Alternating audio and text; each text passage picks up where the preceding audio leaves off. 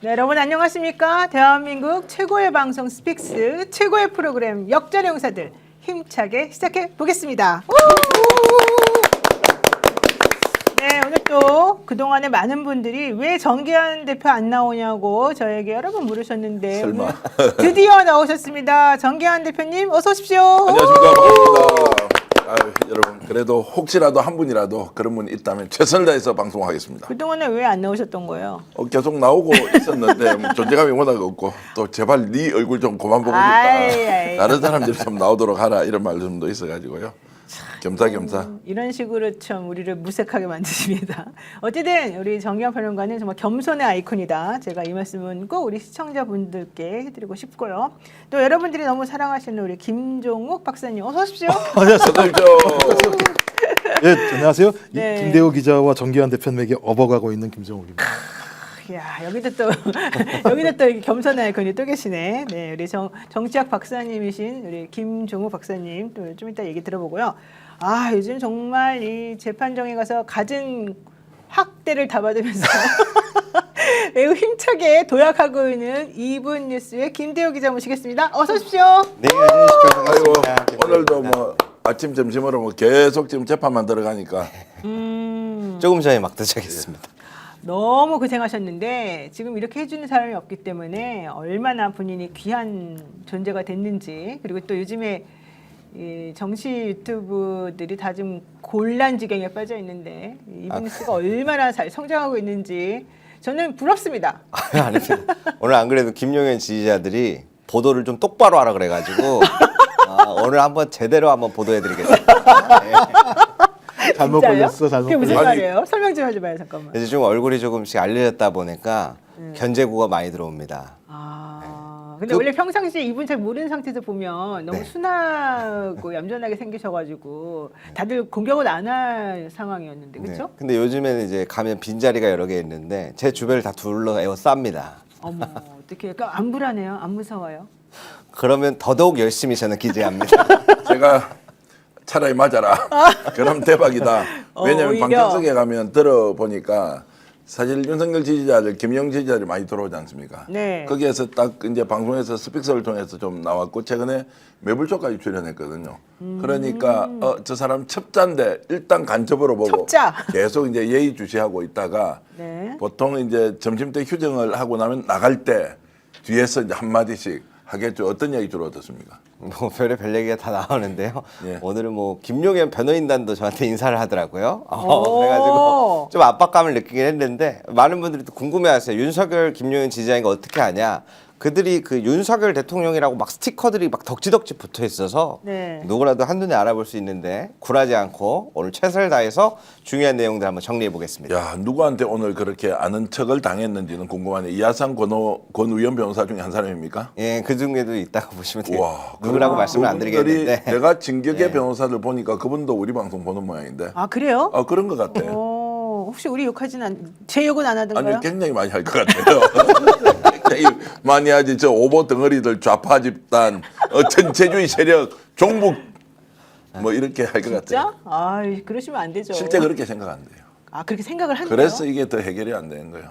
아, 더 해결이 안 된다고. 그렇구나. 제가 오늘도 누구 취재해 보니까 아예 그냥 인식이 그렇게 되어버려 가지고 어떤 말을 해도 그냥 공산주의자들이다라는 딱 전제로 찍기를 해버리면 대책이 없는 거예요. 근데 이게 왜 그렇게 생각하시게 됐대요? 신앙의 영이 그렇게 돼 있으니까 자신의 절대자가 저 사람은 종북 좌파고 전체주의 세력이야, 공산당이야, 윤석열은 억울해 라고 딱 이렇게 주입이 되니까요. 네. 합법적인 계엄이었다. 내란? 무슨 내란? 저거는 정치 프레임이다. 이렇게 오늘도 아마 재판정에서 그렇게 얘기를 했을 겁니다. 아 제가 알겠습니다. 가장 놀랐던 게 네. 윤석열 깜빵 안에 있으면서도 편지 보내가지고 그러니까. 전환길이 하나님께서 보내주신 귀한 선물이라고 얘기하는 거 보면서 네. 야, 저기랑은 진짜 대화 자체가 불가능하겠구나. 이게 그러니까 합리성이라고 하는 걸 예상하면 안 된다. 이건 제가 볼 땐 격돌이다 진짜 격돌. 그래서 국민들이 더 많은 표를 줘서 대이야기한 자들이 내란 세력을 척결하는 방법밖에 없는 거지. 뭐 토론을 하자, 합리적 토론을 저는 이건 제가 볼 때 이제 불가능한 상황이 왔다. 어떻게 전환길이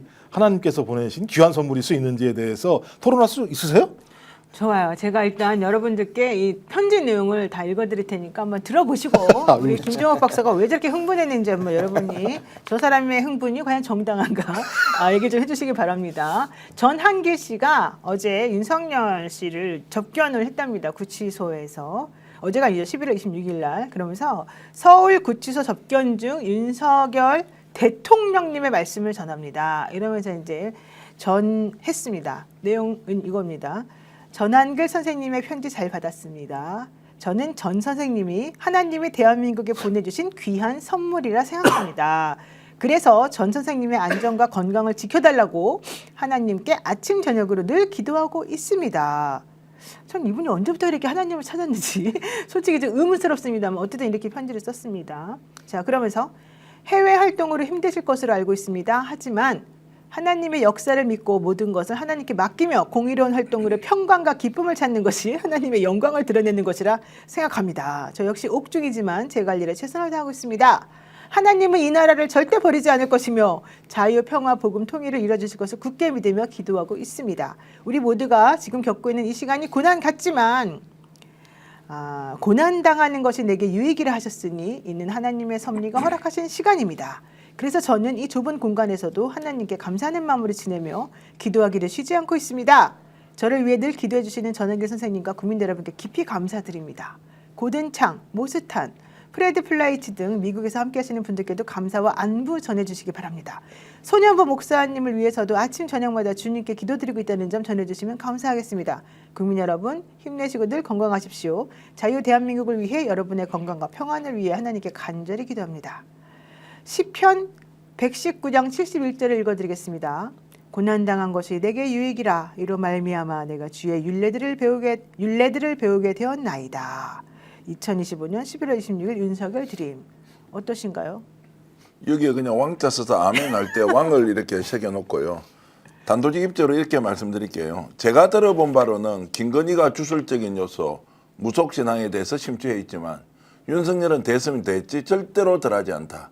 김건희가 어디에 빠져있다라고 하지 말고 정말로 윤석열, 김건희를 아는 사람은 윤석열이 평소에 점을 얼마나 좋아했는지 이 기도가 지금 그 점하고 어울립니까? 왕자하고? 네. 왕자도 김건희가 쓰라고 해서 쓴 게 아니다라는 소문까지 있을 정도로 본인이 심취해 있었다라는 이야기로 이 사람이 진심인지 아닌지를 여러분 판단해 주시기 바랍니다. 그래요?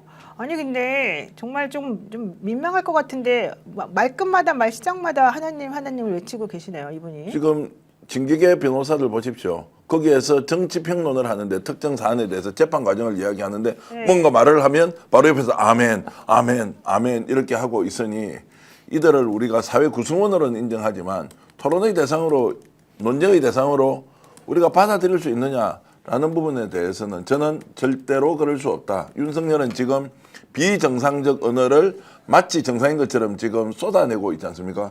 이게 지금 말입니까? 글입니까? 듣는 국민들이 어떻게 하라는 거죠? 맞습니다. 자, 어쨌든 여러분들은 어떻게 생각하시는지 댓글 올려주시면 좋겠고요. 여러분 지금 우리 스픽스가 156만이 되기 바로 직전입니다. 이 구독자가 한 200명 빠지는 155만이라고 하시는데요. 155만 9,800인가 봐요. 예. 여러분들 좋아요, 구독 눌러주시면 정말 힘이 될 것 같습니다. 저는 이야기 나왔는데 저 내용이 굉장히 심각하게 들려요. 아, 그래요? 이게 우리가 전한길 씨 하면 뭐 유튜버인데 막 왜 저렇게까지 됐냐 이렇게만 생각하시잖아요. 네네. 근데 제가 지난번에 그 맨 처음에 한미 정상회담 했을 때 워싱턴 현장에 있었거든요. 백악관 앞에서 이재명 대통령을 구속하라고 하는 그 집회가 백악관 앞에서도 열려요. 그 무리들이 있거든요. 근데 이게 왜 중요하냐면 지금 편지 마지막에도 뭐 고든창 모스탄 이야기 나오잖아요. 네. 이들이 로비하고 있다라고 추정되는 곳이 그쪽이에요. 그래서 항상 그 미국에서 열리는 것들에 보면 그 사람들이 나와서 두 명을 걱정합니다. 첫 번째는 소년부 목사를 걱정하고 두 번째는 윤석열 대통령을 걱정하는 것들을 그 한인 사회들 앞에서 계속 강연을 해요. 근데 이게 왜 문제가 있냐면 거기에는 큰 단체가 두 가지가 있어요. 약간 진보적인 캐팩이라는 게 한 가지가 있고 그리고 반대로 약간 공화당 성향의 보수 성향이 강한 CPAC이라는 게 하나 있어요. 근데 지난날에 트럼프가 작년에 그 고든창이나 이런 사람들고 내가 이 사람 말이라면 뭐든지 다 믿을 것이다라고 한 게 CPAC 큰 자리예요. 거기서 계속해서 로비를 하고 있는 거라고 보여지거든요. 그래서 지난날에 지금은 민주평통이라는 게 새로 출범했지만 지난날까지 몇 달 전까지만 해도 민주평통의 사무처장이 누구였냐? 석동현 변호사였습니다. 윤석열 변호인단에. 그러면 민주평통이 뭐 하는 것인지 잘 모르잖아요. 해외 전반에 갖고 민주평화통일도 있지만 해외 전반 담당이거든요. 거기 대통령 직속 자문기구예요. 거기에 장으로 석동현 변호사가 있었던 거고, 그래서 한인 단체 해외 한인분들이 하는 이야기가 왜 정부가 이재명 정부로 바뀌었는데 왜 참석한 사람들 다 윤석열 지지자냐. 그때 항의가 엄청나게 많았었거든요. 그래서 사실은 이렇게 되게 간단하게 노는 것처럼 보이지만 외국에서 끊임없이 그 작업들을 하고 있는 거다. 저는 그렇게 봐서 이거는 엄중히 바라봐야 된다고 생각합니다. 제가 한 말씀 더 보태겠습니다. 네. 저게 이제 미국 사회에서 과연 이제 대통령실에서 정확하게 파악을 하고 있느냐 아니냐에 대한 것은 논란이 굉장히 많습니다. 네. 윤석열에서 이재명 대통령을 딱 바뀌고 나니까 윤석열을 추종했던 자들이 싹 탈색을 해가지고 거기에 이렇게 들어갔는데 이것을 지금 연결해준 한국에 뭔가 브로커 같은 정치인이 한 명 있다라는 것 때문에 KPEC이라는 데가 미주민주 참여포럼 대표까지 우리 인터뷰도 많이 했지 않습니까? 거기를 비롯한 다른 여러 단체에서 지금 입국다근하고 있는데 해외에서 민주평통을 관리하는 방식이 이럴 줄 몰랐다라는 이야기도 있기 때문에 사실은 이제 국내에서 보면 누가 누군지 잘 모르지 않습니까? 이제 그런 것에 대한 지금 뭐 이야기도 있으니 이거는 뭐 우선순위에 좀 밀려 있는 것이긴 하지만 이들은 집요하고 이들은 필요할 경우에 언제라도 색깔을 바꿔서 국내에서는 색깔을 바꾸면 표가 나지 않습니까? 네. 해외에서는 이게 바꾸더라도 표가 안 나오고 거기에다가 평소에 교민사회에서 양다리 거치면서 자기한테 도움이 되도록 하는 사람들이 우글우글하다는 거예요. 이 방송을 지금 미국에서 실제로 한 5% 정도는 미국에서 보고 계시거든요. 우리 방송을. 많이 아마도 이제 보시는데? 이 이야기를 해드리면 야 그래 정말로 시간 나면 다음에 제대로 한번 취재해라 라고 이야기를 하실 것 같은데 저희들 관심 가지고 있으니까 어찌됐든 지금 이 무리들이 하고 있는 이 작전은 이권관계로 연결이 돼 있다. 절대로 정치적 신념이 아니다. 그런데 이건 어떤 껍데기를 덮고 있느냐 종교라는 껍데기를 덮고 실제로는 이권이고 여기에서 무기 그리고 심지어는 원전 방산 이런 것과 연결되어 있는 첸첸 가는 사람 있잖아요. 이름 이야기하지 마세요. 또 고소 고발 들어오기 때문에 첸첸이라고 하는 이자들이 여전히 미국에서는 엄청 힘이 있고 여기는 또 특정 종교 집단과 연계가 돼 있다는 소문이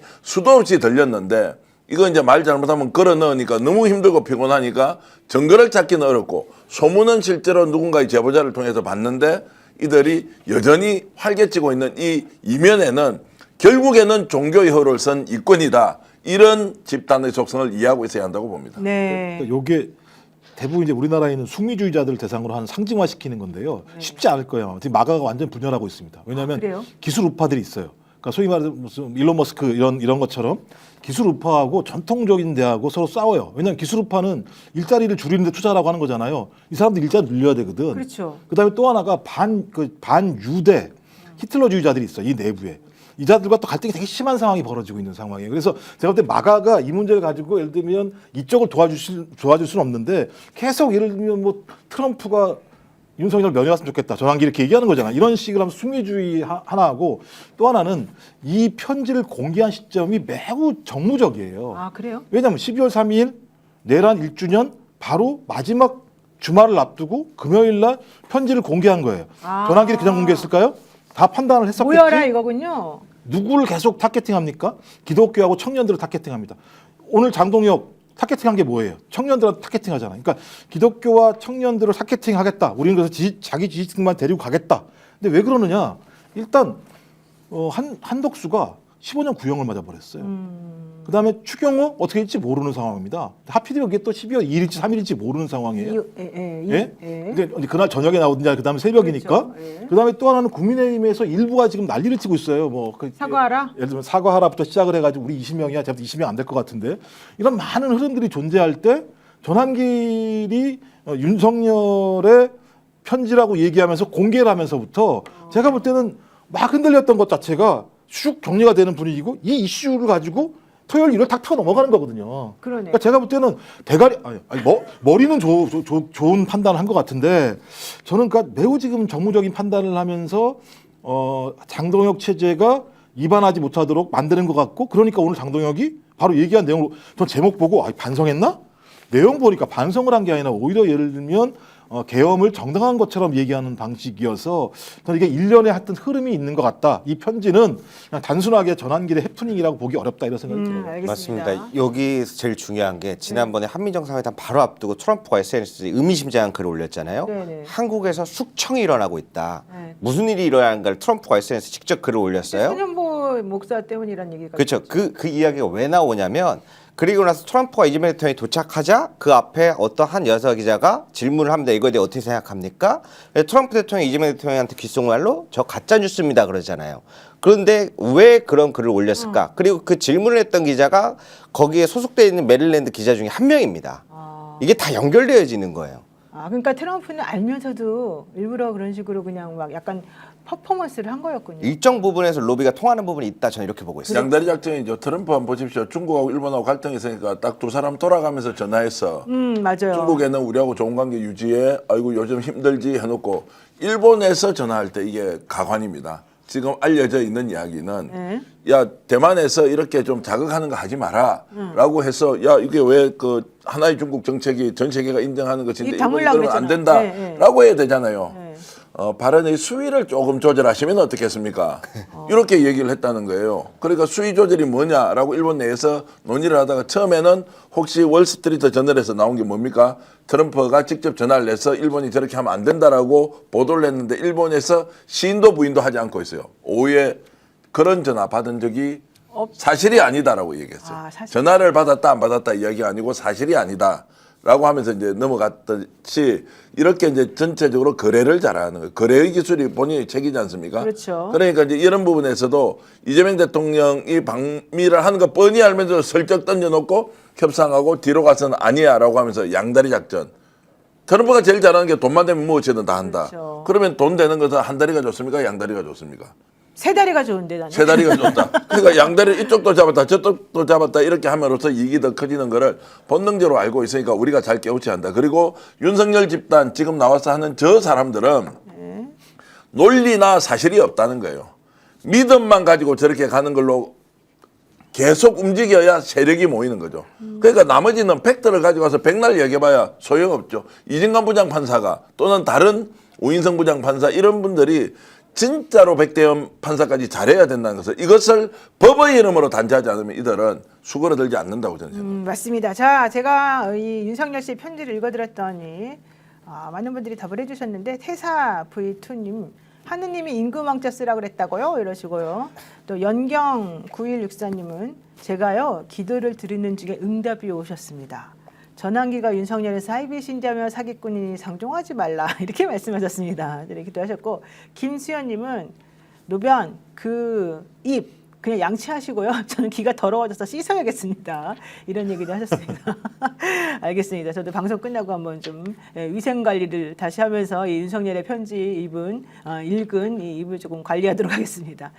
자, 어쨌든 오늘 이제 여러분들께 말씀을 들었더니 또 많은 분들께서 구독, 좋아요 눌러주시고 계시는데요. 좋습니다. 조금만 더 힘을 내주시면 좋겠고요. 자, 오늘 정말 중요한 주제 하겠습니다. 오늘 하이라이트 중에 하나입니다. 김용현 재판에 다녀온 우리 김대호 기자. 오늘 다른 기자들이 거의 안 왔답니다. 그래서 사실은 이제 단독으로 우리가 또 좀 이 법정 스케치를 좀 해볼 수 있는 상황이 됐습니다. 얘기 좀 해주십시오. 네, 안녕하십니까. 오늘 김용현 내란 중요 임무종사 지기현 재판부에서 열렸는데요.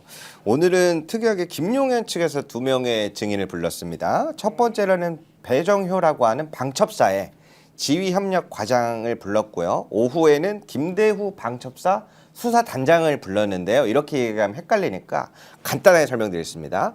그리고 김용현 변호인은 이 두 사람을 왜 오늘날 갑자기 증인 신청을 이렇게 해서 뭘 얻어내고 싶었는가인데요. 첫 번째 배정효 방첩사 과장은 어떤 사람이냐? 지난날의 여인영한테 부정선거 관련해서 여러 가지를 다 찾아보니 이거는 맞지 않는 이야기다 라고 보고서를 올립니다. 네. 그래서 부정선거 해가지고 뭐 선거하는 이거는 다 아닌 것 같은데요 라고 오늘날 군대 내 기무사라고 불리는 국정원이라고 불리는 방첩사에서 이러한 보고를 여인영한테 올렸어요. 그런데 네. 이 윗선에서 자꾸 부정선거 관련된 책과 유튜브들을 자꾸 주면서 계속 이거에 대해서 밀어붙인 겁니다. 그래서 오늘 이 증인은 나와서 무엇을 얘기를 했냐면 너무 참담하다. 이 부정선거 의혹 우리는 아니라고도 이야기를 했고 부대원들도 믿지 않는데 결국에 계엄을 실행을 시켰고 이로 인해서 방첩사가 지금 산산조각이 나고 있다. 그러면서 약간 눈물을 흘리면서 호소를 했거든요. 지난날 여인영의 눈물과 이 사람의 눈물은 좀 다른 점이 그런 점입니다. 이 사람들은 계속 반대를 해왔고 이거 아니다 라고 했는데 결국에는 상급자들이 실행을 했지 않습니까? 그로 인해서 방첩사 지금 부대원들이 너무 힘들다는 거예요. 그렇게 해서 오늘 눈물의 호소를 하는데 뒤에서 방청객들은 막 비웃고 있고 그 증인에 대해서. 예. 오늘 이런 일들이 앞에서 벌어졌고요. 그러면은 왜 불렀냐면 그 당시에 이제 참모진들이 이렇게 자필로 적어온 문서들을 가져와서 타이핑을 시켰어요. 네. 그래서 그 사람이 타이핑을 했는데 이거에 대해서 내용이 아직 정확하게 공개는 안 됐습니다만 기각시키고 싶어서 부른 것으로 보여지고요. 네. 그럼 오후에 나온 증인 김대우 증인에 대해서 가장 중요한 부분인데요. 김대우 증인이 누구냐? 여인영의 오른팔 역할이라고 보시면 돼요. 여인영은 사령관이잖아요. 네. 지시를 하면 그 밑에서 이거를 수행해야 되는 가장 핵심적인 사람인데 왜 오늘날 불렀냐? 두 가지입니다. 첫 번째, 오늘날 김용현 변호인단이 요번에 엊그제 나왔던 노정래 재판에 대한 무죄 있지 않습니까? 그거를 노웅래 죄송합니다. 노웅래 재판에 그걸 가져와서 검사들이 위법한 증거 수집에 대해서 노웅래 재판에서 무죄가 나왔다. 그러니까 지금 내란에 대해서 특검 측이 위법하게 증거를 수집한 걸 전부 기각시켜달라. 그거의 필두로서 경찰 조사와 검찰 조사를 받을 때 준비도 안 됐는데 변호인도 없이 받지 않았냐. 그러한 부분으로 한 가지를 가져왔고요. 네. 두 번째로는 체포조에 대한 이야기입니다. 체포조에 대해서 체포하려고 했습니까? 아니다. 우리는 이송이 목적이었다. 누군가 체포를 해서 데려오면 우리는 벙커로 이송하는 게 목적이었다라고 이야기를 하는데요. 벙커 이송이 체포는 아닌가 보죠? 이게 그래서 정확하게 짧게 하겠습니다. 원래는 계엄이 발생하면 합동수사본부라는 걸 꾸려요. 그러면 경찰에서 100명 정도 파견 인력을 받고 수사조사본부에서 100명 정도 받고 합참 방첩사에 한 7, 80명에서 수사본부를 꾸립니다. 그 다음에 체포를 해요. 포고령을 위반한 자. 그리고 불러준 명단 14명. 근데 이들의 주장은 방첩사가 원래 체포를 하려면 한 1, 2주 정도 조사를 한다. 이 사람이 집에 몇 시에 있는지, 직장은 어디 있는지, 움직이는 경로는 어딘지. 근데 그런 거 없이 어떻게 우리 보고 체포를 하냐. 불가능한 이야기였다라고 하면서 사실상 본인들은 체포하려고 했던 적이 없다로 밀어붙이려는 거거든요. 그게 여인영의 증언이었죠. 그렇죠. 달라진. 그렇죠. 그 부분을 계속 가져가고 싶은 거예요. 그러면 체포조는 원래 합동수사본부가 맞아요. 근데 자기들이 아니라 그러면 체포조는 누굽니까? 허공에 날려버리려고 우리는 이송 목적이었다 계속 그 얘기를 하는 겁니다. 그러니까 배정효 증인은 지난 9월 29일인가요? 그때 나와서 이미 한번 했었죠. 증언을 한번 했었는데 이 김영현 변호인이 다시 불러달라고 해서 나온 겁니다. 왜 불러달라고 했느냐? 이 배정효 증인이 했던 말과 여인영 방첩사령관이 한 말이 다르기 때문이죠. 여인영 방첩사령관은 지난번에 초창기 때 나와서 한 말하고 이번에 재판 나와서 한 말이 완전히 달라졌습니다. 우리는 체포를 진짜 하려고 했었던 게 아니고 뭐 100명씩 불러가지고 뭔가 또 꾸리려고 했던 것도 사실은 아니었고 뭐 포승을 시키기 위해서 여러 가지 장구를 가져간 것도 그냥 일반적인 상황이었고 뭐 어쩌고 저쩌고 이제 이렇게 말을 완전히 다르게 했습니다. 그러면서 또 부정선거 관련해 가지고 우리들은 뭐 하려는 것도 아니었다 막 이런 주장을 막 하니까 배정효 씨가 나와 가지고 그런 식으로 우리 방첩사들을 모욕하지 말아라. 왜 그렇게 거짓말하냐? 그때 안 된다고 했던 건 우리들이었고 너가 아니었지 않느냐? 이제 이런 얘기를 이제 하니까 그 변호인단들이 거기에 대해서 반대 신문을 하면서 약간 그 방청석들에서도 호응을 얻으려고 하고 분위기가 좀 안 좋아졌다 이런 얘기였어요. 제가 좀 보태면 이렇습니다. 이제 배정효 중령 같은 경우에는 나와서 그 당시에 본인들이 반대했고 오히려 지휘부에서는 강제로 시켜서 어쩔 수 없이 갔는데 정말로 바깥에서 국회 밖에서 어스렁어스렁 것이 편의점 가면서 가능한 한 국회 안 들어가려고 엄청 노력을 했다는 거예요. 그런데 계속 들어오라고 하니까 안 들어갈 수는 없고 작전은 수행되는 과정에서 정말로 이것은 위법부당하다는 것을 본능적으로 느꼈는데 자 지휘가 내려오고 명령이 떨어진 거 안 할 수가 없는 상황. 그래서 눈물로서 우리 그런 거 아니다. 방첩사가 주도해서 했다는 것은 여인영은 실제로 주도해서 모든 것을 결행하고 김용현과 한패가 돼서 했지만 방첩사에 소속돼 있던 군인들이 그랬다고는 하지 마라. 국민들이 다 방첩사 죽이려고 하는데 우리는 국가를 위해서 목숨 걸고 지금까지 싸우고 있고 여전히 그렇고 그 당시에 그런 행위를 하지 않았는데 왜 이렇게 우리를 몰아세우느냐라고 하니까 옆에 있던 그 자들 있잖아요. 김용현 변호인단이 하는 말이 저거 특검에 오염된 사람이다. 특검에서 제가 이제 이거는 가공해서 하는 이야기입니다.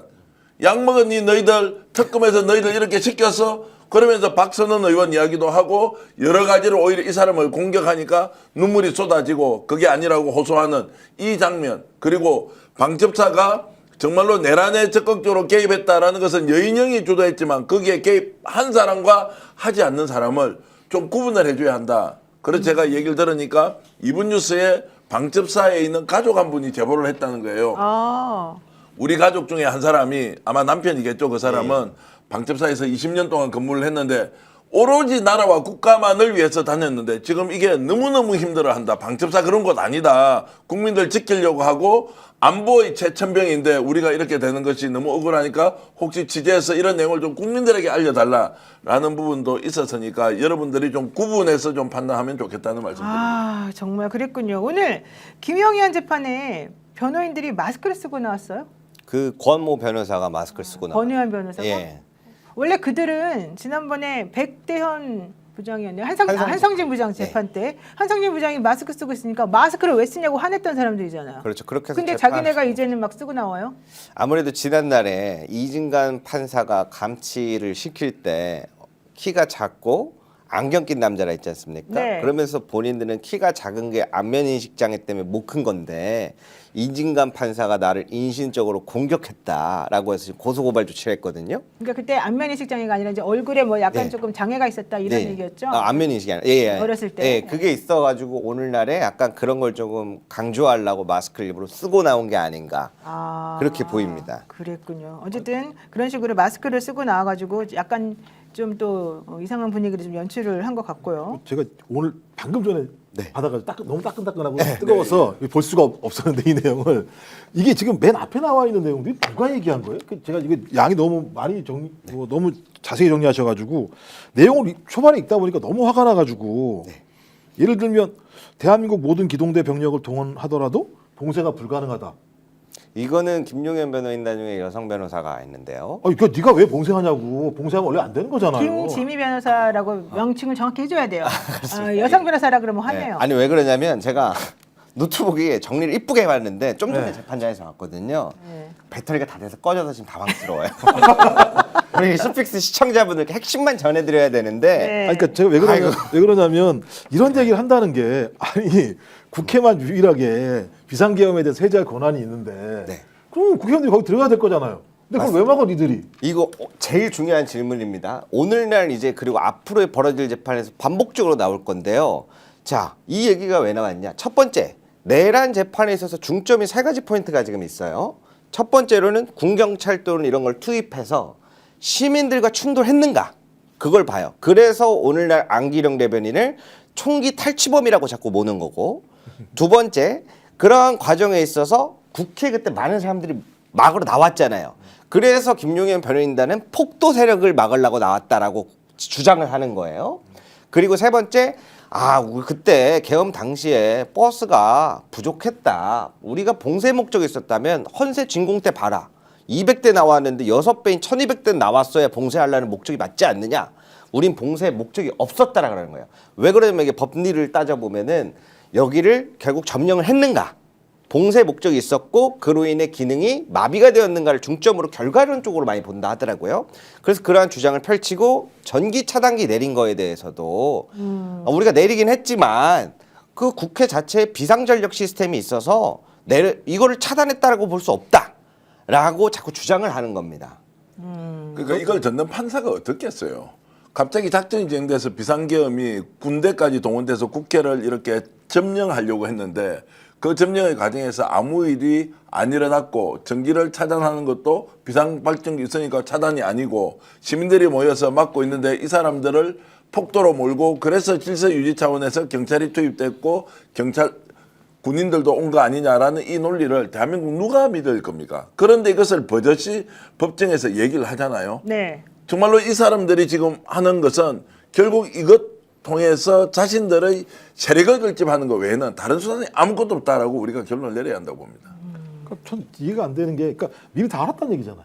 그죠? 그렇죠. 자기들이 미리 싹 다 알았다고 얘기하는 설명하는 게 내용이 그런 거예요. 예를 들면 폭도들이 올 것도 알았고 바보같이 1200대를 데리고 와야 되는데 조금밖에 안 들어갔다는 얘기고 전기 차단도 다 알았었는데 그런 거 왜 해? 그럴 거예요. 그러니까 잘못 눌러가지고 한 층만 차단됐고 이런 식의 얘기를 다 설명을 하는 거잖아요. 하여튼 말도 안 되는 논리를 얘기하고 있는데 그 재판 과정 자체가 지금 공개가 지금 안 되는 거거든요. 이것도 지금 공개가 안 된 거잖아요. 네, 아직 그러니까 국민들이 안 보면 이따구로 막 얘기를 해요. 국민들이 보면 또 이렇게 또 얘기 안 한 경우들이 또 보는 네. 게 있어요. 그래서 선택적으로 제가 볼 때는 시간 끌기를 계속하는 방식을 통해서 특검화 빨리 끝나라, 특검화 빨리 끝나라. 그리고 말씀하신 것처럼 이런 내용을 통해서 자기 지지층만 결집하는 방식을 하려고 하는 거기 때문에 저는 그러니까 이럴 때일수록 전 법은 잘 모릅니다만 재판장이 매우 엄격해야 되는 거잖아요. 이런 얘기하면 네. 시달데기 없는 얘기하고 앉아 있는 거잖아요. 근데 그걸 안 막으니까 그러니까 저는 직위원이 만들어 놓은 아이들이다 지금. 직위원이 그때부터 했으니까 네. 그냥 그걸 다 그렇게 하는 줄 알고 있는 상황이어서 아 답답합니다. 오늘 이 내용 이렇게 우리가 이제 추정할 수 있는데요. 직위원이 최종적으로 선고를 어떻게 할지 모른다. 이게 불확실하잖아요. 네. 그러면 전면적으로 부인하고 전혀 상식적으로 납득 안 되는 논리 구성을 해서 네. 일관되게 이렇게 얘기를 하는 거예요. 저는 며칠 전에 여인영이가 나와서 하는 거 우리 방송에서 봤지 않습니까? 쇼킹했죠. 네, 놀랐어요. 아 이게 윤석열처럼 되구나. 완전 거짓말을- 김용현처럼 되구나. 네. 지난번에 이렇게 말했다가 지금은 딱 자세가 이래요. 또 이렇게 좀 끄떡끄떡하는 자세로 앉아가지고 뭐 껄쩍껄쩍하고 글 썼는데 이게 뭐 문제? 이 인간이 완전히 돌아버렸는지 아니면 군인 정신이 1이라도 남아 있으면 지가 남부끄럽다고 생각하고 윤석열 잘못 만나서 내 인생 이렇게 됐다. 그래서 내 부하들 책임 묻지 말고 제가 다 지겠습니다라고 하는 게 군인 정신이 1% 남아 있으면 그 말을 해야 될 거 아니에요. 지 부하들하고 사실관계에 대해서 따지고 다투고 윤석열이 했던 것 가장 앞장서서 모든 걸 동원해가 한 인간이 거기 와서 떡 이렇게 앉아가지고 하는 꼴 보니까 야 저거 진짜 오염이 됐거나 원래 그런 사람이거나 둘 중에 하나겠다. 정말로 용서할 수 없다라는 생각이 들더라고요. 아니 육군사관학교 나와서 그 우수한성적으로 별까지 3개 달았는데 지가 지금 주도해서 내란하지 않았을 거 아니에요. 꿇어앉아서 빌었다면서. 그래서 어쩔 수 없이 윤석열 끌려가서 내란을 주동했으면 반성하고 미안하다고 이렇게 해야 되는데 왜 이자가 이렇게 강력하게 나와서 전면적으로 부인하느냐. 직위원한테 모든 것을 걸어놓고 직위원이 아무것도 아닌 것처럼 만들어줄 수 있다라는 거 외에는 없다. 정말로 두 눈 똑똑히 보고 직위원이 어떻게 하는지를 우리가 판단해야 할 것 같습니다. 네. 아니 그리고 스픽스에서요. 그거 좀 계속 틀어줬으면 좋겠어요. 그러니까 지금 여인영, 그러니까 지금만 보니까 그래요. 그러니까 윤상현 의원 얘기처럼 1년만 지나면 다 까먹는다고. 아니 내란이 일어나기 전에 김영현과 여인영이 국회 나와서 행동을 보세요. 아니 어디 삼성 장군이 앉아가지고, 그다음에 어디 국방부 장관이 앉아가지고 그래 너 한번 얘기해봐라 이 자식아. 너 조금만 있으면 너 작살날 거야라는 표정으로 했던 거잖아요. 근데 나는 몰랐어? 난 아무것도 몰랐어? 여인영이 아무것도 몰랐을까요? 아무것도 모르는데 별 3개 달린 놈이 거기 앉아가지고 그런 식으로 얘기했었을까요? 제가 다 알았어요. 저걸 비교를 해야 돼요. 지금 그 최근에 재판에서 나오는 모습하고 그 국정감사장에서 나와서 하는 얘기하고 이 두 가지를 보면 비교해야 돼, 맞아요. 저자는 100% 알고 있었던 거예요. 알지 않으면 아니 그렇잖아요. 별 3개짜리가 뭐라고 체포를 하라고 명령을 하냐고 상식적으로 많이 안 되는 거지. 그러면 적어도 충암고등학교 고등학교 얘기하면 안 되지. 그 윤석열, 김용현, 여인의 이 세 사람은 내란의 핵심적인 예를 들면 기획자예요. 구체적인 실행자예요. 네. 그걸 아니까 저런 행동을 한 거예요. 그런 것이 전제가 되지 않으면 저런 모습이 나올 수가 없는 거거든요. 전 그렇기 때문에 스픽스도 마찬가지인데 전 그런 모습을 좀 계속 좀 비교해가지고 지금 재판에서 하는 얘기랑 그다음에 국정감사에서 했던 얘기랑 들어오면 저자가 얼마만큼 제가 볼 때는 거짓말을 하고 있는지가 명확하게 드러날 거라고 생각합니다. 네. 저 이 말에 진짜 공감되는 게요. 사실 정치인 14명 체포도 있지 않습니까? 나중에는 3명만 체포하라는 걸로 바뀌거든요. 이재명, 우원식, 한동훈 이렇게 3명만이라도 꼭 잡아와라. 이게 바뀌는 이유가 아까 말씀드린 대로 경찰과 조사본부에서 인력을 파견을 안 시켜서 체포조를 가동을 못한 거예요. 그래서 야 이거 어떡하냐 시간도 없는데 제가 봤을 때 윤석열 김용현이 이 시스템을 몰랐던 것 같아요. 그래서 급하게 홍 국정원에 연락을 한 겁니다. 홍장원 차장 통해가지고 저 사람들 위치 빨리 좀 파악 좀 해달라. 그래서 통화가 연결된 거예요. 근데 이게 안 되니까 그러자 여인영이 지시를 해요. 야, 우리 수사가 몇 명 있지? 7, 80명? 일단 너네라도 국회 다 가. 그래서 딱 3명만, 가는 도중에 3명만 꼭 체포해라. 이재명, 우원식, 한동훈. 그래서 할라 그랬어요. 근데 못한 거지. 그걸 이제 와서 우리는 할 의도가 없었다라고 얘기하는 건 거짓말인 거예요. 이게 심각한 건데 왜 그러냐면요. 계엄에 성공했으면 어떻게 되느냐. 하루만 더 지체돼서 계엄이 길어졌잖아요. 이들의 계획은요.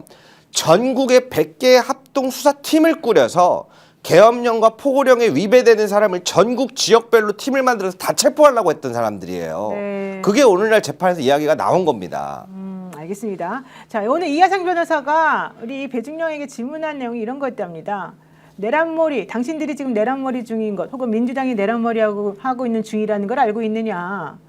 검사들 편을 왜 들어주고 있느냐? 여인영 사령관과 사령관의 군 인사를 어떻게 생각하느냐? 그러니까 여인영 사령관이 군 인사에서 너를 좀 배제시켰기 때문에 네가 그런 식으로 대답하는 거 아니냐? 이런 취지의 질문이겠죠. 그리고 여인영은 존경할 만한 사람이냐? 이런 걸 물어봤고요. 박선원 의원에 대해서도 박선원이라는 자를 알고 있냐? 그 사람은 국가보안법으로 처벌받은 사람이다. 박선원이가 비상계엄을 내란이라고 규정하고 자료를 생산한 사람이다. 실제 2024년 12월 13일부터 14일까지 문상호와 노상원을 긴급체포하라고 하고 실제 그런 식으로 긴급체포가 이루어진 것은 알고 있느냐 뭐 이런 걸 물어봤다는 거죠. 예, 그렇습니다. 그러니까 이 배중령이 정말 눈물을 머금고 증언을 한 다음에 이렇게 마지막에 대답했답니다. 이하상 변호사님께서 의도하신 건 아니겠지만 누구 편드는 거 아니냐라고 말씀하셨는데요. 저는요 누구의 편도 들지 않습니다. 저 개인에 대해서는 괜찮지만 그런 말씀하지 마십시오. 그리고 이제 침묵하고 눈물을 좀 흘렸대요. 그러면서 비상계엄이 발생하고 1년 동안 우리 방첩사 부대원이 고통을 받고 있습니다.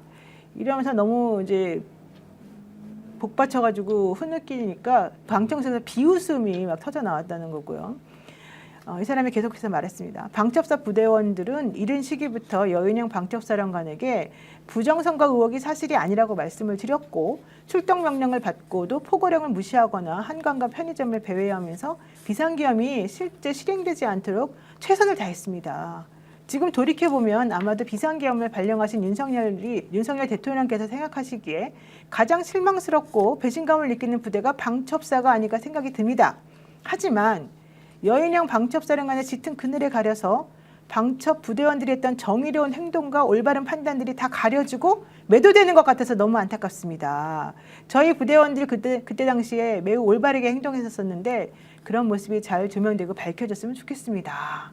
이런 얘기를 했다는 겁니다. 여인영이 얼마나 나쁜 인간입니까? 정말로 욕이 튀어나오지만 차마 방송에서 그렇게 못하는데 네. 자기 부대원들 저렇게 만들어 놓고 아니 그 부정선거 이야기하니까 그 자료 조사해 보니까 다 아니야. 심지어 나무 위키 거를 갖다 줬다는 거 아니야. 이것만 보더라도 정리가 된 부정선거 이거 말이 안 된다라고 하니까 계속 주면서 부정선거가 있다는 걸 전제로 뭔가를 내부 교육 자료로 쓰거나 뭐 다른 목적으로 쓰기 위해서 채널을 짓겠다는 거 아니에요. 이 인간이 지금 와서 하는 짓거리 보면 그거 안 시켰으면 모르지만 시켜놓고는 지 부하하고 자기는 시킨 적이 없다. 부하가 알아서 했다거나 이런 정언에 대해서 정말로 반격을 하는 모습을 보면 이게 무슨 군인 정신이며 공직자가 이따위 짓을 하면 되겠느냐.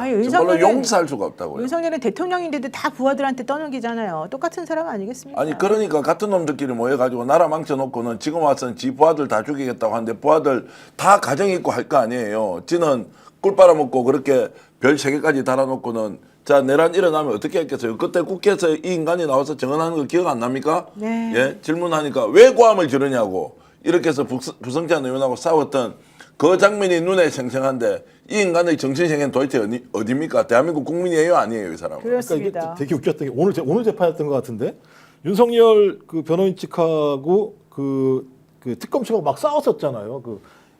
그 장면 그 홍장원 나와서 한 거 틀어주는 거 관련해서. 그러니까 홍장원 나와서 틀어준 내용이 뭡니까? 여인영 앞에 앉아 있는데 수사에 시효자도 모르는 놈이 얘기했으면 그좀 이상하게 생각하지 않았습니까? 요 내용을 틀어주려고 하는 거거든요. 그 얘기는 뭐냐면 난 잘못 없어. 여인영 죄간 거거든. 이 내용들을 홍장원이랑 서로 얘기하면서 나왔던 것들을 틀려고 그랬더니 그 변호사들 난리를 치면서 안 된다 말이 많다 이 싸움질을 한 거잖아요. 그러니까 제가 볼 때는 걔들은 똑같은 애들이에요. 윤석열, 김용현 그다음에 여인형 다 마찬가지입니다만 자기가 뭘 얻으려고 하면 뭐든지 다 뺏으려고 하지만 자기가 뺏길 게 있으면 자기 거 안 뺏기려고 야, 내가 한 게 아니라 제가 한 거야. 이런 인간이거든요. 그런 인간 이미 다 드러나는 상황이기 때문에 그러니까 이런 판을 아주 계속 좀 지휘원이 화가 나는 게 이런 판을 완전히 깔아줘 버리니까 그냥 지들 마음대로 하고 앉아 있는 거예요. 네. 미라클님 말씀이 여인형 오만 불순하고 전혀 반성 안 하고 있군요. 슈크림님. 방첩사 대부분 정예 요원들인데요. 나라와 국민을 위해서 음지에서 열심히 근무하고 있습니다. 다만 일부 정치 군인들이 문제였던 겁니다. 이렇게 얘기하셨네요. 방금 좋은 말씀해 주셨는데요. 이게 재판을 보다 보면 내용만 가지고는 조금 알아보기 힘든 경우가 꽤 많아요. 보도 나가는 것도 뭐 여인형이 무릎 꿇고 반대했다 그러면 얘는 좀 정신을 차렸나 싶은데 저는 아니라고 계속 말씀드렸거든요. 네. 두 가지 공통점이 있는데 방금 말씀하신 건 첫 번째로 윤석열 측이 입을 열면 그 사람은 계엄에 반대하는 사람입니다. 윤석열이 입냐는 사람들 like 곽정근 and like 홍장원 이런 사람들 그 외에 자신한테 도움되는 사람한테는 얘기 안 해요. 그러니까 반대 신문을 하거나 그 증인이 증언을 할 때 윤석열이 끼어들거나 흥분을 하기 시작하면 그 증인은 실제적으로 그 당시에 계엄을 반대하고 정의롭게 행동했던 사람이다. 예. 그 얘기를 하시는 그래서 거죠. 내란 판독기 역할을 지금 윤석열 씨가 해주고 있고 두 번째는 네. 뭐냐면 이건 재판부에서 있다 보면 볼 수 있는 부분인데요. 네.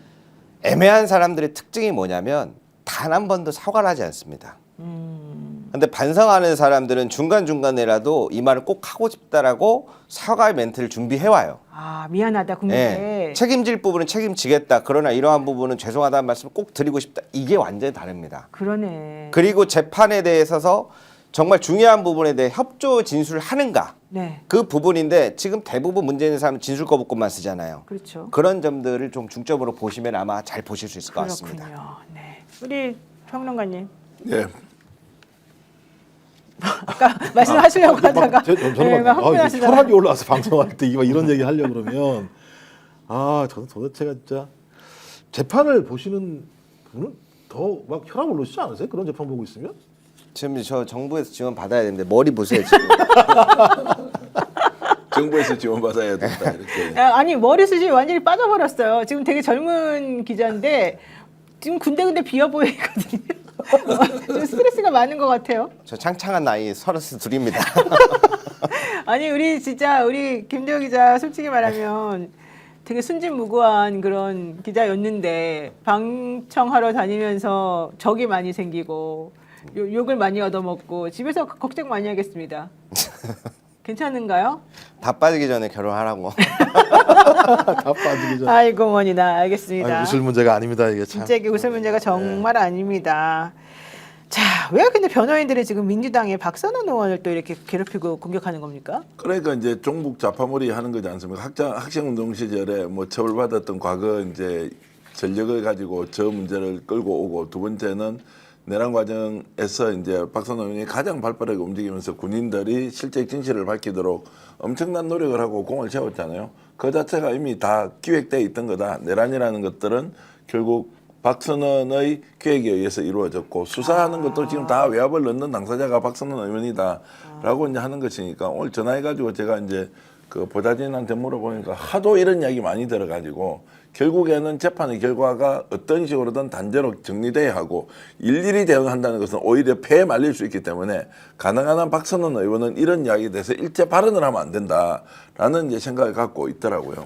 어쨌든 이런 문제에 대해서도 지속적으로 공격하고 우리는 뭐 우리를 저가 끌어넣어 가지고 어떻게 프레임을 만들고 할 수가 없으니까 네. 알려주되 해당 의원들은 이 문제에 대해서 딱 발언을 거꾸로 하는 순간 아니라고 하는 순간 말려든다 이제 이런 것들은 굉장히 신중하게 접근해야 한다고 저는 봅니다. 맞습니다. 예, 그러니까 이게 박선원 의원이 대단히 중요한 역할을 한 건 사실입니다만 더 핵심은 뭐냐면 지금 저쪽 변호인 측은 곽종근과 홍장원 진술의 어떤 신빙성들을 갖다가 깨려고 하는 게 핵심적인 거잖아요. 이유가 뭐냐면 이 두 사람 발언이 제가 볼 때 딱 이 내란을 확인하는 딱 두 가지의 기둥이에요. 하나가 뭐냐면 국회의원들 다 끄집어내.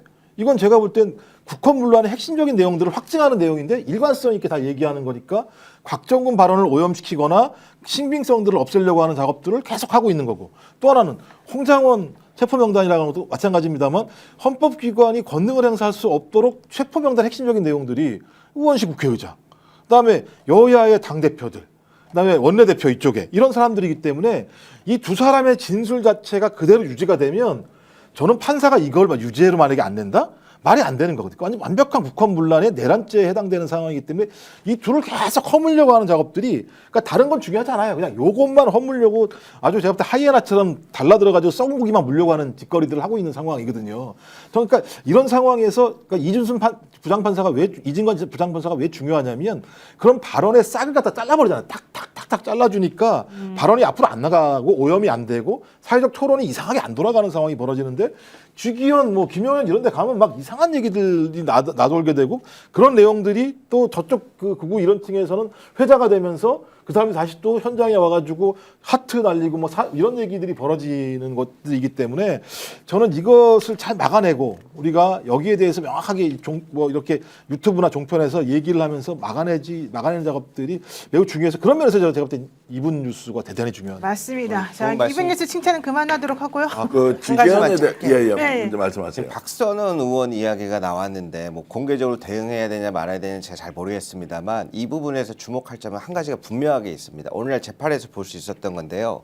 예를 들어서 지금 나오는 예를 들어서 개헌과 관련된 군부대 조직, 편제 이런 것들은 군사 기밀에 해당합니다. 네. 그런데 이러한 것들이 법원에서 다뤄지거나 증거로 제출되려면 군인들 중에 사망한 사람이 있거나 또는 성범죄에 연루됐을 때 경찰에서 다뤄질 수 있는데 계란이랍니다. 죄송합니다. 계엄 내란 자체가 워낙 급박하고 빠르게 진척이 되다 보니까 이게 경찰에서 지금 진행된 것들은 다 기각시켜야 되지 않냐라고 지금 법적으로 나오고 있어요.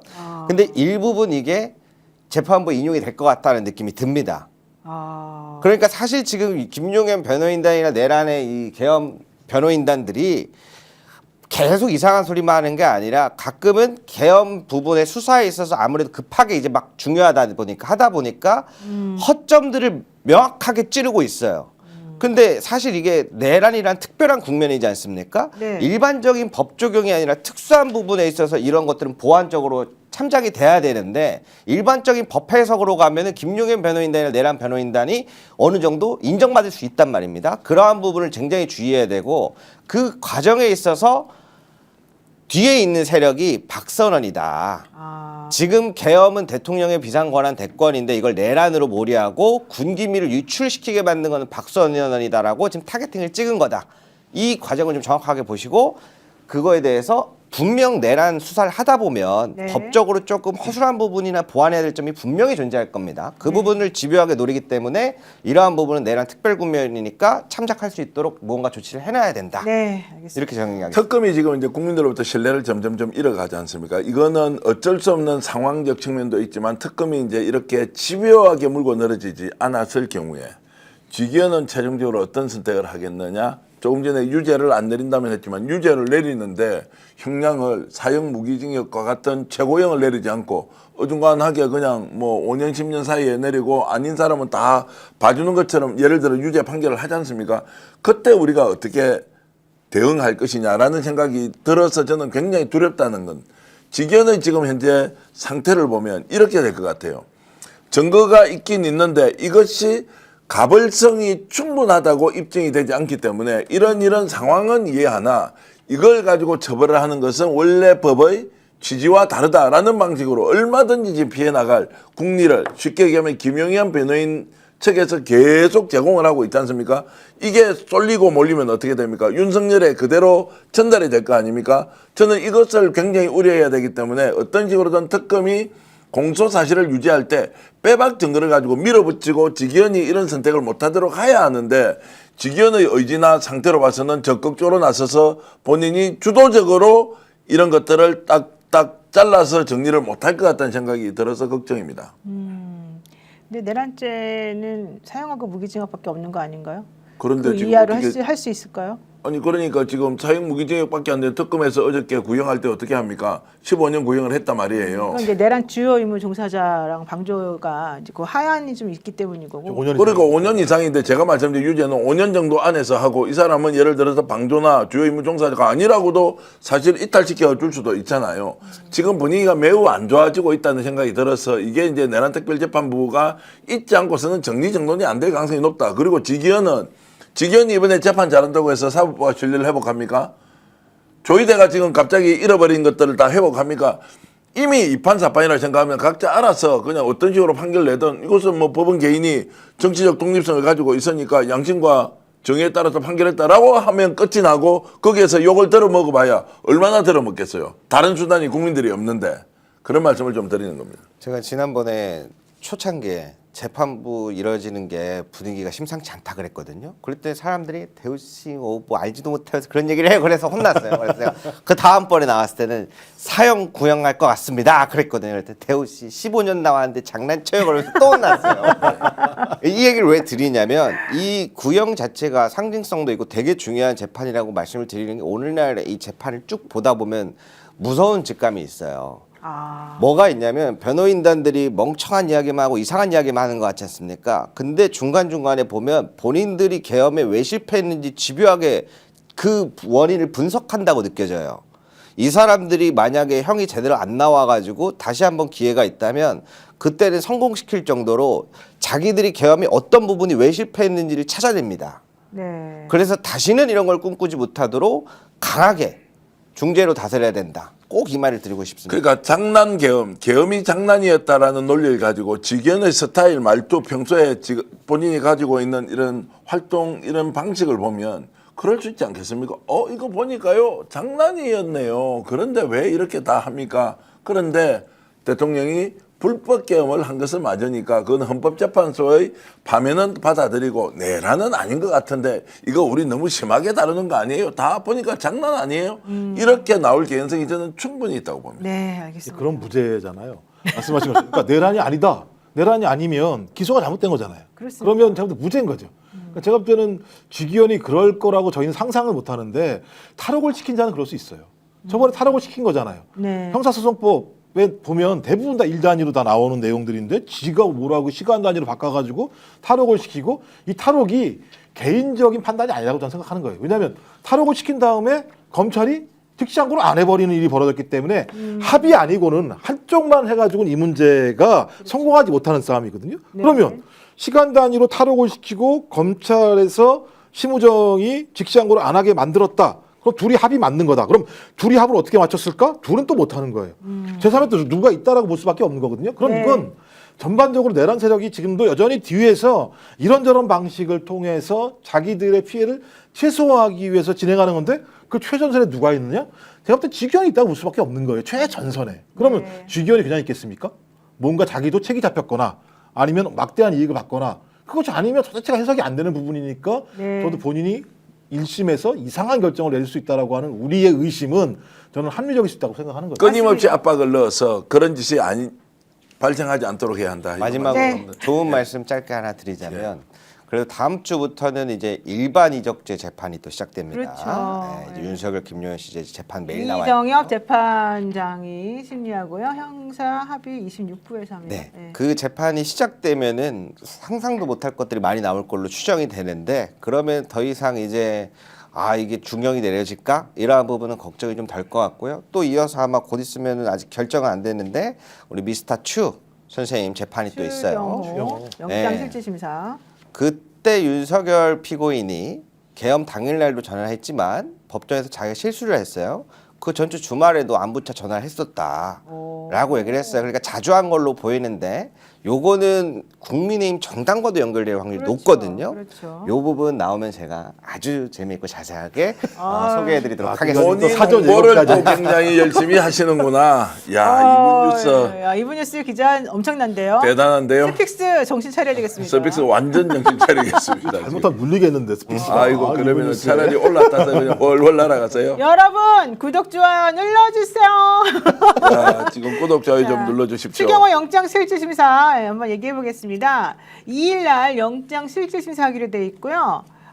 이번에 실질심사하는 판사는 이정재 부장판사로 결정이 됐습니다. 수원지방법원에서 올라온 3인방으로 알려져 있죠. 윤석열 체포영장을 한번 기각했던 이력이 있는 판사입니다. 체포영장 기각을 말하는 거였죠. 자, 추경호 의원 구속이 될 것인지 안 될 것인지 매우 궁금한데 사실은 안 될 것이라고 보는 사람들이 더 많더라고요. 왜? 법원을 못 믿어서. 이게 이제 이유예요. 근데 그날 추경호 의원이 의원총회 장소를 3번이나 바꿨단 말이죠. 근데 바꾸면서 왜 바꿨는지 이유를 제대로 못 밝혔단 말이죠. 게다가 한덕수 총리하고는 7분 이상이나 통화를 했다고 얘기합니다. 한덕수가 왜 특검에서 15년이라고 하는 정말 낮은 구형을 받았을까? 혹시 무슨 플리바게닝이 있었던 거 아닐까? 추경호 관련된 진술을 해주고 이게 또 이번에 이제 사람들이 관심을 갖는 부분이거든요. 전기현 대표님, 추경호는 어떻게 되겠습니까? 저는 이제 진술했다는 7분의 내용이 실제로 진술만 있을까, 증거도 있을까?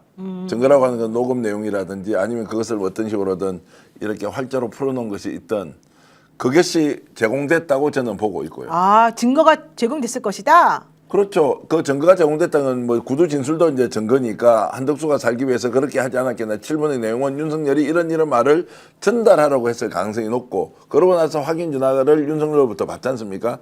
그 과정에서 7번이라는 내용은 이번에 이 사태가 어떤 것인지에 대해서 매우 상세하고 그리고 구체적으로 설명을 해주고 어떤 협조 사항이 본인에게 필요한지를 한덕수가 지시하는 것이 아니라 윤석열이 이런 말을 했던 것을 내가 직접 전달해 주니까 내가 국무총리로서 원내대표에게 전달했다라고 하는 것 정도. 그리고 이 전달을 받았느냐 안 받았느냐라는 이야기를 윤석열이 직접 전화해서 확인했을 수 있겠죠. 그때부터 좌지 이제 우지 아닙니다.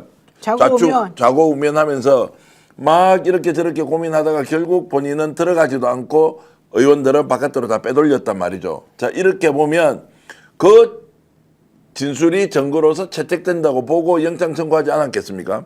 영장실질 심사를 합니다. 판사 이 사안의 중대성 인정하겠죠. 네. 두 번째 뭡니까? 본인은 절대로 그런 일이 없었다고 거짓말을 시켰으니까 이건 증거인멸 해당되죠. 그런데 뭐 때문에 풀어줄 것이냐? 이 사람이 지금까지 해왔던 부장판사의 성향으로 보면 도주 우려가 없겠네. 도주도 안 할 거 아니에요. 그러니까 사안의 중대성, 증거인멸 우려도 있으나 도주 우려가 없기 때문에 불구속 재판을 원칙으로 한다라는 방식으로 나올 가능성이 높지 않겠느냐라는 생각 때문에 매우 중대한 이제 기로에 서게 된다. 그리고 이렇게 해서 구속이 안 되는 순간 정치 탄압으로 몰고 가면서 본인이 했던 것을 계속 덮어갈 것이니까 바깥에서는 총공세를 통해서 본인이 억울하게 뭔가 정치적 탄압을 받고 있다. 이렇게 저 눈에는 보입니다. 우리 정기현 평론가의 생각은 그런데 우리 박사님 생각은 어떠세요? 그러니까 지금 3+1이잖아요. 4명이 있는데 네. 3은 명확하게 제가 볼 때는 어떤 동일한 입장을 갖고 있는 것 같은데 그럼 왜 기각을 할까? 제가 볼 때 기각하는 방식은 딱 2가지인 것 같아요. 하나는 윤석열, 김건희 쪽으로 연결되는 라인에 대해서 끊어준다. 구속영장 발부하는 건 끊는다. 대부분 다 끊었습니다. 그다음에 또 하나의 내용은 뭐냐면 사법부가 12월 3일 날 벌였던 어떤 내란에 동조하는 행위와 유사한 사건에 대해서는 다 영장을 기각한다. 근데 추경호가 지금 벌였던 내용을 보면 사법부가 12월 3일 날 모여서 얘기한 게 네. 계엄사령부가 만들어지게 되면 거기다가 자기의 사법 권한을 넘기는 걸 준비했다라고 하는 거로 저희가 추정되는 거기 때문에 저는 사건에서 얼개가 공소의 얼개가 비슷하다고 생각이 들거든요. 그렇다면 이것을 만약에 영장을 발부한다면 사건의 중대성 뭐 일정하게 소명이 됐고 그다음에 증거인멸의 우려가 있다라고 한다면 동일하게 자기네들도 마찬가지 일이 벌어질 수 있는 가능성이 높기 때문에 저는 지금까지 영장 판사들의 일관성을 봤을 때 이거 기각할 가능성이 되게 높지 않을까라는 거 하나하고 또 하나는 계속 플리바게닝 말씀을 하시는데 그러니까 그래서 이제 그 특검이 한덕수를 15년을 구형한 거는 플리바게닝을 해서 뭐 추경호뿐만 아니라 상당히 많은 부분들 자기가 어떤 진술 내용들을 협조했다 이런 거일지 모르겠습니다만 7분 동안 통화했다라는 내용이 어떤 거겠습니까? 본인이 주요 임무 종사자로서 행위한 거 갖다가 자기 실토하는 거잖아요. 그게 공소장에 실릴 거 아니에요. 그러면 특검한테는 플리바게닝이 될지 모르겠습니다만 판사가 봤을 때는 플리바게닝이 될 문제가 아닌 측면도 분명히 있잖아요. 그것을 참고할지언정 제가 7분 동안 윤석열이 지시한 내용들을 다 전달을 했으면 진짜 그야말로 주요 임무를 종사했다라고 하는 측면으로 자기가 본인이 플리바게닝 했다는 게 이게 나중에 본인한테 도움이 될까라고 하는 판단들이 있을 거라는 생각이 들고 또 하나는 이 사건은 이거 추경호를 엮어 들어가기 시작하면 저는 줄줄이라고 봐요. 왜냐하면 네. 국민의힘이 원내대표실에 있어서 사람이 있을 거 아닙니까? 그렇죠. 그럼 추경호만 알았겠어요? 원내대표실에 모였던 국회의원들 다 있을 거 아닙니까? 또 하나는 본회의장에서도 너는 왜 투표 안 했어? 이런 사람 다 걸리는 거잖아요. 전 그래서 이런 여러 가지 고려를 했을 때, 야 이게 나와야 되는데 진짜 영장이 저는 발부가 돼야 된다고 생각을 하는데, 네.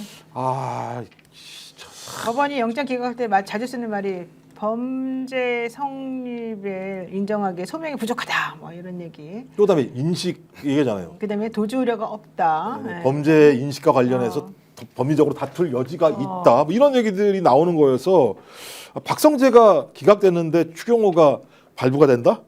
그러네요. 그 사실. 이해가 안 됐던 게 주거지가 분명하다는 거예요. 신원이 확실하고. 네. 아 그럼 한 나라의 장관직을 하는 사람이 주거지가 불분명한데 장관을 할 수가 있어요? 네. 이게 도저히 이해가 안 되는데. 근데 이제 추경호 영장관 이야기 나오니까 제가 한 가지 딱 생각이 드는 점이 추경호로 끝내서는 절대 안 됩니다. 그때 계엄 해제 의결장에 들어왔지만 표결에 참여 안 하고 통화하던 사람 있지 않습니까? 네. 신동욱 의원 이야기 나오죠. 제가 여기 추석 때도 한번 나와서 말씀드렸는데 그분은 그 본회의장에 있다가 나와버렸어요. 네. 네, 전화 받고. 권나 주추윤 아하. 그리고 신 권성동 의원 구속됐죠. 네. 나경원 의원은 통화 안 했을까요? 오늘날 왜 갑자기 법사위 간사로 당대표 안 나오고 간사로 왔으며 패스트트랙 사건도 굉장히 의아하게 지금 의원직을 받았어요. 저는 이것도 의심스러운데 왜 이 말씀드리면 추경호 의원도 지금 통화하고 이번에 구속 들어가죠. 그리고 주진우 의원은 법률 비서관 출신이었는데 또 법사위로 들어왔어요. 그리고 얼마 전에 한번 이제 다른 매체에서도 보도가 나왔는데 김건희가 유일하게 챙겼던 비례대표 18번 박준태 의원도 법사위죠. 그리고 신동욱 의원 같은 경우에는 사실 TV조선 앵커 출신이면 과방위로 가는 게 적합한데 왜 오늘날 법사위로 왔으며 가장 구원이 되자마자 냈던 첫 번째 법안 발의가 정청래 법사위원장 해임이었을까요? 저는 이게 같이 다 움직이는 거라고 보여지거든요. 그래서 추경호는 추경호대로 가되 나머지도 다 수사를 해야 된다. 이거를 까먹으면 안 된다. 요 이야기를 한번 짧게 전해드리겠습니다. 우이승님, AI는 구속된다고 하는데요. AI는 다 구속된다고 했어요. 네, AI가 막 자꾸 틀리더라고요. 그러니까 법리적으로 보면 구속이 안 될 수가 없는데 계속 이제 영장이 기각되는 상황이 이제 오는 것이고, 야 조이대 어떤 사람인지 다시 한 번 더 저는 생각이 되거든요. 한 수를 내다보는 것이 아니라 1년을 내다보고 어떤 일이 벌어질 것이. 그래서 영장 전담 판사들에 대한 비판이 엄청 났잖아요. 우리도 비판하는데 지치잖아요. 쳐다보는 사람도 지치잖아요. 그러니까 질리게 만드는 것보다 더 좋은 방법이 없구나. 이렇게 해서 그냥 계속 밀고 가면 나중에는 그냥 탈진을 해버릴 거 아닌가요. 이제 이런 것들을 다 노리고 있었던 나름대로 계산이 있다. 그리고 욕 들어 먹어봐야 이제 들어 먹을 게 없다. 우리를 이미 이렇게 합리적으로 문제 제기하는 사람을 네. 특정 진영을 대변하는 사람들이라고 규정하는 순간 그 뒤부터 진실은 중요한 게 아닌 게 되죠. 저놈 누구 편이야? 저쪽 편? 아 그러면 나쁜 놈, 잘못된 놈. 이 사람 그렇지 않네? 우리 편. 이렇게 갈라치기 해놓고 보면 판사가 판결할 게 뭐가 필요해요? 편들면 끝나는데 이런 것들을 지금 보여주고 있는 집단이 대법원 아니냐, 사법부 아니냐라는 말씀을 드립니다. 할미 K8G님, AI는요 1000% 구속이에요. 근데 사람은 어떻게 믿습니까? AI는 1000%도 나오고. 그런가 봐요. 그러니까 구속 여부가 결정되는 날 할미님께서 꼭 이 방송 보시면서 본인이 맞으면 저희들이 기립박수를 보내고 본인이 틀리면 제가 실수했습니다라고 올려주시면 고맙겠습니다. 저는 저분 말씀이 맞았으면 좋겠습니다. 결론적으로. 아니 게다가 그렇게 가야 되죠. 당연히 뭐 두말할 게 있습니까? 그리고 네. 오히려 그 내용도 그날 특검에서 영장실질 심사할 때 실제로 어떤 증거를 가지고 영장 청구를 했는지를 적나라하게 전 국민들한테 알려야 한다. 그 7번의 통화가 무엇이었느냐라는 부분. 그리고 홍철호 수석이 의외로 또 얘기를 했을 수도 있습니다. 민정수석도 정무수석과 통화를 하지 않습니까? 그렇죠. 그 내용도 어떤 식으로든 나왔을 수도 있고요. 증거를 좀 확실하게 국민들에게 보여주면 좋겠습니다. 자, 그래서 그런지 장동혁 대표 그동안에는 뭐 사과 같은 건 안 할 사람처럼 난리를 치더니만 오늘 이제 김재석 의원 등 소장파 의원 20명이 우리 사과 안 하면은 우리 행동하겠다 이런 얘기 듣고 조금 태도가 바뀌었습니다. 그리고 난 다음에 대구를 오늘 갔다는 거예요. 그러면서 계엄과 관련해 가지고 책임을 통감한다. 국민께 고통드려 죄송하다. 뭐 이런 얘기를 지금 했다고 하네요. 한번 들어보겠습니다. 민주당의 의회 폭거와 국정 방해가 결국 계엄을 불러왔습니다. 그렇지만 결과적으로 많은 국민들께 혼란과 고통을 드렸습니다. 충성스러운 군인들이 재판정에서 시련을 겪고 있고 민주당의 무모한 적폐몰이 때문에 사찰을 위협받는 공무원들도 있습니다. 저는 그 책임을 무겁게 통감하고 있습니다. 저거는 뭐 사과도 아니네요. 이제 들어보니까. 예, 그냥 민주당 못됐다. 민주당 적폐몰이한다 이런 주장인 것 같은데. 아, 우리 또 AI가 이 추경호 전 원내대표에 대해서 10,000% 구속이다 이랬다고 말하니까 야마도라님이 우리 옆집에도 그렇게 말하던데요. 우리 옆집에도 그렇게 말. 이게 아마 지금 추경호 전 원내대표에 대한 구속 청원을 사실은 지금 받고 있습니다. 그래서 여러분이 한번 인터넷에 쳐가지고 추경호 구속 이렇게 딱 치면은 아마 이 청원하는 사이트 이렇게 딱 클릭을 해서 들어가실 수가 있을 것 같은데 그만큼 지금 이 분을 구속하느냐 안 하느냐가 이 국민의힘이라고 하는 정당이 과연 정당하게 행동하고 있느냐 제대로 된 당이냐를 판가름하는 또 시험대가 될 수도 있을 것이다라는 생각이 들고 근데 지금 장동혁 대표의 발언을 보니까 좀 멀었네 이런 생각도 조금 들고 그러네요. 먼 정도가 아니고요. 네. 제정신 아니다 이 정도 이야기. 오죽하면 보수 농객인 장성철 소장이 네. 저래 가지고는 정말로 안 된다라는 것을 노골적으로 이야기를 했겠습니까? 정말로 내용 자체가 맞습니다. 사실관계에 부합하지도 않고 저걸 가지고 대구에서 얘기를 했는데 어저께 참고로요. TK 정치개혁연대라는 단체가 출범을 했어요. 보수 쪽 인사들인데 이 사람들이 대구 경북에 있는 국회의원들 다 사퇴하라, 용퇴하라. 너 지금 뭐 대통령 출신 2사람이나 나왔는데 탄핵 이어졌고 이번에도 탄핵 갔는데 도대체 나라를 위해서 TK 국회의원들이 한 게 뭐냐라고 하면서 강력하게 성토를 했거든요. 이런 모임도 보수 진영 내에서 나오는데 물론 여기에는 이제 문제가 있죠. 윤의개인이란 또 구호를 외치면서 TK 정치 세력 다 물러나라라고 해서 이제 개혁을 주창을 했다고 했는데 한마디로 지금 이제 막 이것저것 얽히고 설켜서 혼란이다라고 하는 것은 좋은 표현이고 나쁘게 이야기하면 그냥 거의 그냥 개판 5분 전 아니냐 이제 이렇게 볼 수도 있습니다. 제가 볼 때는 이거 거의 윤 어게인 마이웨이 선언한 거예요. 지금 이거 내용 들어보면 네. 이게 자기가 말하면서 자기가 뭔 말인지 모르는 것 같아요. 그래서 뭐 계엄도 못 막고 탄핵도 못 막고 이재명 정권 탄생도 못 막고 그러니까 뭔 얘기를 하려고 하는 거예요. 그러니까 예를 들면 계엄을 못 막은 거랑 탄핵을 못 막은 거랑 그게 뭐 어떻게 연결이 되는지 잘 모르겠다라는 거 하나 하고 마지막 핵심은 그거예요. 이재명 독재랑 막상 싸우자예요. 다른 게 없어요. 똘똘 뭉치자. 야 니네들 이런 거 가지고 쓸데없는 얘기 하지 마. 지금 이게 쓸데없는 얘기 할 때야? 잘 모르겠고 일단 이재명 독재랑 맞서 싸워야 되니까 우리 하나가 돼야 돼. 그러니까 잡소리 하지 마. 이 얘기거든요. 네. 이 얘기는 뭐냐? 윤석열이 한 얘기랑 똑같아요. 윤석열이 편지 보낸 거랑 그냥 전환길 그 귀한 선물 보냈는데 그 귀한 선물이 뭔 얘기했습니까? 부정선거입니다. 그다음에 계엄입니다. 이 얘기 한 거잖아요. 네. 전 제가 볼 때는 야, 저기 진짜 이제 그 뭐죠? 뭘 메고 불길에 뛰어드는 것처럼 제가 볼 때는 지금 휘발유통을 메고 불 정신 끄고 지금 못 차리고 있는 것 같아요. 자. 제 동네가 불광동인데 불광동 휘발유하고 어쨌든 중요한 거는 추경호가 우리가 추경호다 이렇게 외치면서 지금 국민의힘에서는 마지막으로 힘을 모으고 있는 중인 것 같은데 사실 김건희 씨가 이 박성재 전 법무부 장관한테 했던 얘기나 실제 이 안가로 2025년 1월인가요? 2024년이죠. 2024년 1월에 삼청동 안가로 이 송경호 당시 중앙지검장을 윤석열이 불러가지고 뭔가 호통을 치고 난 다음에 이 약간 좀 태도가 달라졌다는 내용 이런 얘기들이 오늘 이제 방송이 되면서 정말 김건희라는 사람이 무슨 짓을 저질렀는지 너네들이 몰라? 알면서도 그런 말을 해? 아직까지 그러면서도 김건희하고 윤석열이가 진짜 괜찮다고 생각해? 아직도 절연을 못했어? 이런 얘기들이 계속 나오는데요. 도대체가 대한민국은 어떻게 들어가고 있는 것인지 정말 그 3년에 암흑 같았던 시기가 너무 끔찍한 상황이었다. 이런 것만 요즘 확인하고 있습니다. 그러니까 저는 이제 지금 송경호 이제 검사장이지 않습니까? 부산고검으로 갔다가 지금 이제 옷을 벗은 상태지 않습니까? 이 사람들도 저는 나와서 지금 이야기해야 된다고 봐요. 최소한 검찰에서 마지막 순간까지 윤석열과 특수한 인연 때문에 좀 딸려가긴 했지만 김건희 수사만큼 이게 안 된다. 2가지 이유 아닙니까? 일단 혐의의 내용이 매우 구체적이고 범죄로 볼 수밖에 없는 것이고 두 번째 이거 제대로 다루지 않으면 윤석열 정권 전체에 정부의 영향이 너무 크기 때문에 이거 원칙대로 하겠습니다라고 했다는 거 아니에요. 네. 그런데 쫓겨났죠. 그러면 지금은 윤석열 김건희가 왜 송경호를 쫓아냈느냐의 문제가 아니라 송경호라는 사람이 이 사안에서 그나마 검찰을 정상적으로 끌고 가겠다라고 하는 의지가 있었다면 실체적 진실을 국민들에게 알리는 것이 당신의 지금 의무일 수 있다.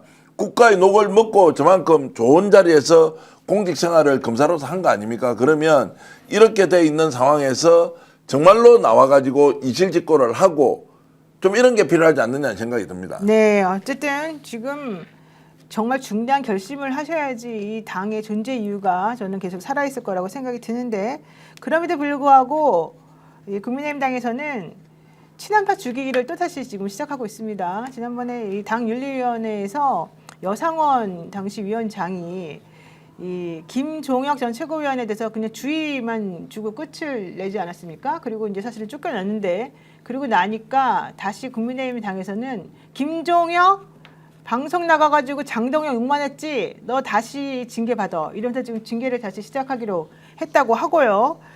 그리고 실질적으로 이 전환길이라고 하는 사람은 자신의 유튜브에서 멍청한 친한파 XX들 말 듣지 마라 이러면서 장동혁이 최고다 이런 얘기를 지금 하고 있다고 하고요. 나경원 의원도 장동혁 대표하고 아주 그냥 의기투합해가지고 우리 당심으로 모든 걸 승리합시다 이런 얘기를 지금 하고 있다고 얘기를 하고 있습니다. 게다가 친한파 뿐만 아니라 그 수계라고 할 수 있는 한동훈 전 대표에 대한 당무감사를 다시 본격적으로 또 다시 국민의힘에서 하기로 했답니다. 그게 바로 지난번에 있었던 그 한동훈 가족으로 추정되는 사람들의 이 당원 게시판 그 사건 아니겠습니까? 근데 이걸 아직도 포기를 못하고 계속해서 한동훈 추종파들이나 한동훈 전 대표를 이제 죽이겠다는 얘기 지금 하고 있는 거거든요. 이러면 결국 국민의힘은 이제 나락으로 가는 거 아닐까요? 그러니까 이제 당권만 중요한 것이고 뭐 중도층 확장이다 또는 뭐 국민들이 어떻게 본다 이게 중요하지 않죠. 자기들 뭐 선거는 이제 아직 한 3년 남았지 않습니까? 그렇죠. 내년 국회의원 뭐 지방선거에서 이리 되든 저리 되든 결국 이재명 정부에 대한 심판 성격이 강할 것이니까 우리가 잘하고 못하고 뭐 크게 관계 있겠느냐 이런 게 첫 번째고 이번에 기회 왔을 때 한동훈 세력들을 아예 이제 싹을 잘라버리겠다는 것인데 우리는 뭐 지켜보면서 정말로 더티 플레이도 저런 게 없다라고 얘기를 하지만 한동훈 쪽 또는 김종혁 최고위원 같은 경우에는 질려버릴 거 아니에요. 이게 작전이라는 게 상대방을 그냥 급박해서가 아니라 징그러워서 저것들하고는 상종을 못하겠다는 방식으로 하는 거죠. 여상원 우리 위원장 아시지 않습니까? 예전에 방송 같이 했던 알죠. 굉장히 젠틀한 분이고 합리적이지 않습니까? 이런 분들이 그냥 못 견디고 나갈 정도면 어떤 사람이 거기 버티고 있느냐. 똑같이 공격해라고 하면 일사불란하게 움직이면서 한 사람을 아예 이렇게 타겟팅하는 이런 방식이 이들의 수법이고요. 거기에서 이제 못 견디면 결국 쫓겨나는 것이고 이제 이런 상황인데 내년 지방선거에서 이기고 지고의 문제가 아니라 더 중요한 것은 국민들이 아예 압도적으로 민주당이 이기도록 해주고 이들이 지방선거부터 출발해서 그 뒤에 있을 총선까지 그냥 절멸을 할 수 있는 상황을 국민들이 이제 만들어주는 수밖에 없다라는 생각이 듭니다. 네, 맞습니다. 어머, 저 말씀을 드리는 게 제가 갑자기 번뜩이는 게 원래 한동훈 체제에서 당대표에서 쫓겨난 게 장동혁 최고위원이 사퇴를 하면서 깨져서 자동으로 내려온 거잖아요. 맞습니다. 그리고 장동혁이 어느 순간 대선 후보인 김문수를 이기고 당대표가 됐어요. 그럼 저 사람들이 다음 지방선거에서 공천을 준다면 어떤 사람들을 줄까요? 저는 장동혁파가 아니라 김건희파라고 보이거든요.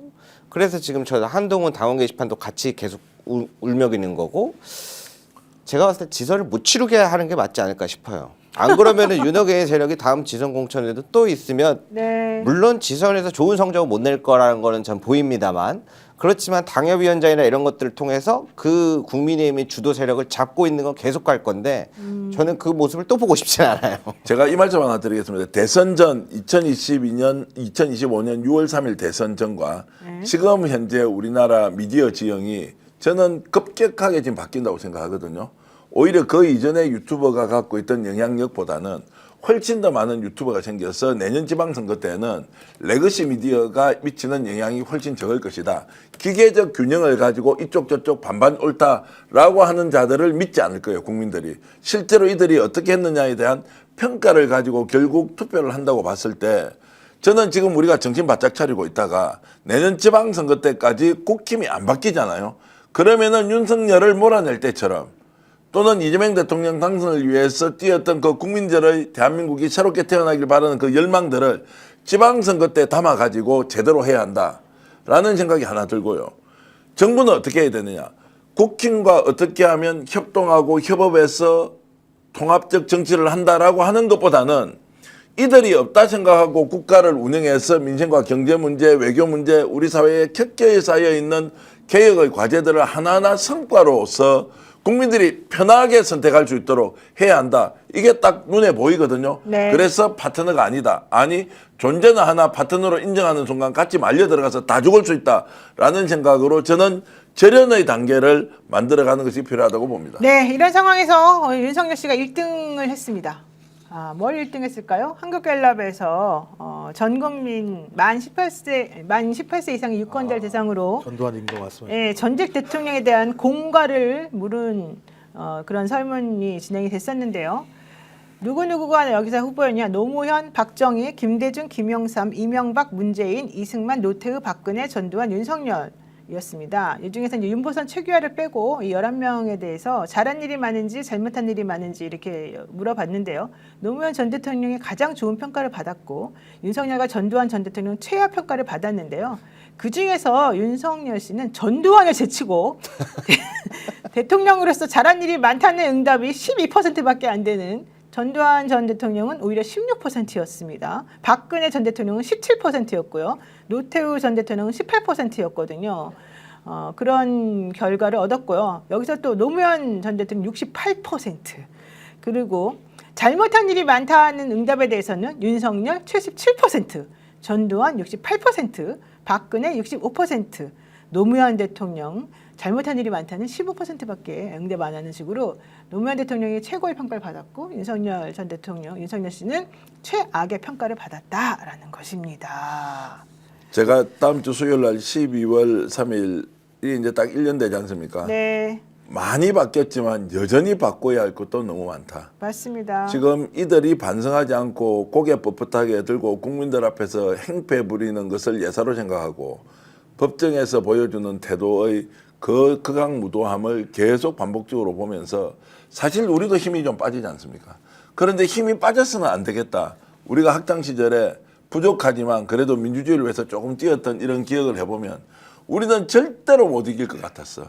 그런데 어쩔 수 없이 가서 그래도 한 번 더 외치고 한 번 더 움직이고 한 번 더 행동했던 것이 결국 세상을 바꾸었듯이 네. 지금 이들과 관련된 문제는 양해하고 타협하고 협상해서 정리할 수 없는 문제다. 라는 것 때문에 정말로 12월 3일이 1년으로 다가오지만 우리가 정신을 바짝 차리고 국민들과 함께 이 방송을 보시는 분들과 함께 정말로 우리 내란이 종결이 되도록 함께 움직이는 노력이 필요하다는 말씀을 네, 드립니다. 맞습니다. 한국갤럽에서는 이런 얘기도 했습니다. 내년에 지방선거 나오실 분들 잘 들어보십시오. 우리 김종욱 박사도 세당이 되는지 모르겠습니다만 갑자기. 내년 지방선거를 준비하는 이들이 선거 전략 차원에서 전직 대통령 이미지를 차용한다면 누구를 차용하는 것이 가장 효과적일까? 이런 것도 확인해봤더니요. 그랬더니 더불어민주당 지지층에서는 노무현, 김대중, 문재인 순으로 또 국민의힘 지지층에서는 박정희, 이명박, 이승만 순으로 효과가 있을 것으로 판단했다고 합니다. 여러분들 윤석열은 없다는 걸 잘 기억하시고요. 더불어민주당 지지층은 노무현 대통령이나 김대중 대통령의 이미지를 차용하는 것이 매우 좋겠다라고 하는 얘기를 드리겠습니다. 네, 저희 스펙스 벌써 또 약속했던 시간보다 거의 20분이나 더 얘기했는데도 아직도 할 얘기가 많습니다. 여러분들께서 많이 봐주시고 계시니까 아주 힘이 나는데요.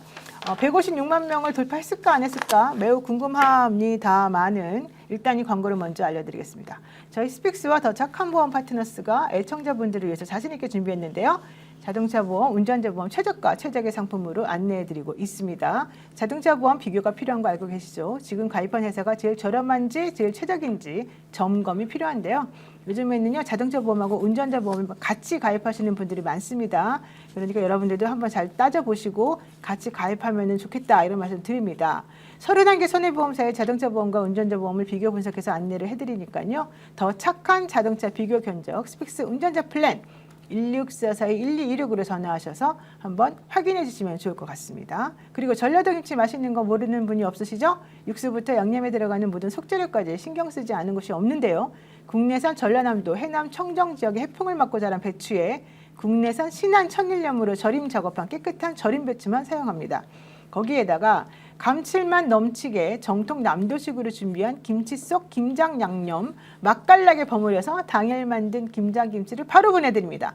맛보기 1kg에 15,000원, 10kg에 64,000원, 20kg에 122,200원에 제공해 드리니까 공동 구매 행사 기간 동안에 많이 이용해 주시면 좋을 것 같습니다. 네, 그리고요. 여러분들께서 지금 정계한 대표 얼굴을 한번 비춰주시면 저 앞에 엄청난 광고 2개가 있습니다. 한우 뭉티기 활벙어회인데요. 네. 괜찮습니까? 아주 좋습니다. 맛있고 저는 자주 즐겨 먹는데 가격이 일단 좋고 품질도 좋으니까 필요하신 분들 주문해 주시면 하루에 50개에서 한 100개 정도 계속 나가고 있더라고요. 네. 제가 그리고 업무용 폰도 번호 공개를 해서 혹시 인터넷 주문 안 되시는 분은 010-8596-0073인데요. 그렇게 전화 주시면 문자 남겨주시면 제가 대응을 즉각 하겠습니다. 010-8596-0073입니다. 오늘 여기까지 정리하겠습니다. 여러분 행복한 주말 보내십시오. 다음 주에 뵙겠습니다. 고맙습니다. 고맙습니다. 감사합니다.